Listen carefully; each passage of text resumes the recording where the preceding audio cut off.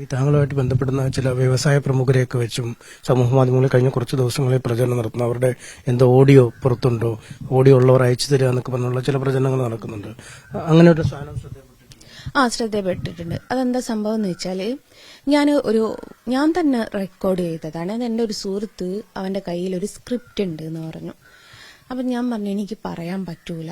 അപ്പൊ ഇവന് നിർബന്ധിച്ചു. അപ്പം ഇവനോട് എനിക്ക് പറഞ്ഞിട്ടില്ല എന്ന് പറയാനും പറ്റൂല. അപ്പൊ ഞാൻ എന്താക്കി, ഈ ഒരു വോയിസ് അല്ലെങ്കിൽ ഈ കോള് ഞാൻ തന്നെ റെക്കോർഡ് ചെയ്തു. ഞാൻ റെക്കോർഡ് ചെയ്തത് ഇവൻ അയച്ചു കൊടുക്കാനാണ്. അപ്പൊ അതിൽ ഒരു ടോക്ക് നടക്കുന്നുണ്ട്. അപ്പൊ എന്നോട് ചോദിച്ചു, നിന്നെ എത്ര നേരമായി വിളിക്കുന്നു, നീ എവിടെ കഴിഞ്ഞു എന്ന് ചോദിച്ചു. അപ്പൊ ഞാൻ പറഞ്ഞു ഞാൻ കുളിക്കായിരുന്നു എന്ന് പറഞ്ഞു. ഇത്രയും നേരം കുളിയോ, നാ ഒന്ന് കാണണല്ലോ എന്ന് പറഞ്ഞു. അത്രേ പറഞ്ഞിട്ടുള്ളൂ. അപ്പം നമ്മളിപ്പം ഹണി ട്രാപ്പ് പോലെ അവരെ എന്തെങ്കിലും ഇത് വെച്ച് ബ്ലാക്ക് മെയിൽ ചെയ്യാനോ അങ്ങനെയൊക്കെ ആണെങ്കിൽ അടുത്ത ചോദ്യം ചോദിക്കും, നിങ്ങൾക്ക് കാണണോ, നിങ്ങൾ വരുമോ എന്നുള്ളൊരു ചോദ്യം സ്വാഭാവികമായിട്ട് ആരും ചോദിക്കും. ഞാൻ അതിനെക്കുറിച്ചൊന്നും സംസാരിച്ചിട്ടില്ല, ആളും ഒന്നും സംസാരിച്ചിട്ടില്ല. ഇത്രയും നേരം കുളി എന്താന്ന് ചോദിച്ചാൽ എന്നാ ഒന്ന് കാണണമല്ലോ എന്ന് പറഞ്ഞാൽ അത് അവിടെ നിർത്തി അടുത്ത വർത്താനം ഞങ്ങൾ പറഞ്ഞിട്ടുണ്ട്.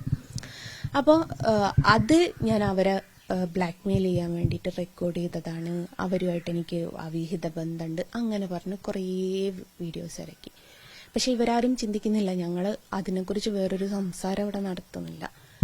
എൻ്റെ ഒരു അറിവിൽ എന്ന് വെച്ചാൽ ആളുടെ നാടും എൻ്റെ നാടും കോഴിക്കോട് ജില്ല തന്നെ. പക്ഷെ നമ്മുടെ നാട്ടും പുറത്തുള്ളൊരു വർത്താനം ഉണ്ടല്ലോ, ഒരു കാഷ്വൽ ടോക്കായിട്ടൊരു തമാശ രൂപത്തിൽ പറഞ്ഞതാണ്. ഒരു ഇത് മാത്രമേ ഉള്ളൂ. എന്നിട്ട് അതുമ്മൽ വെച്ചിട്ട് വ്യാജ പ്രചരണം നടത്തുക. ഇതാണ് സംഭവം.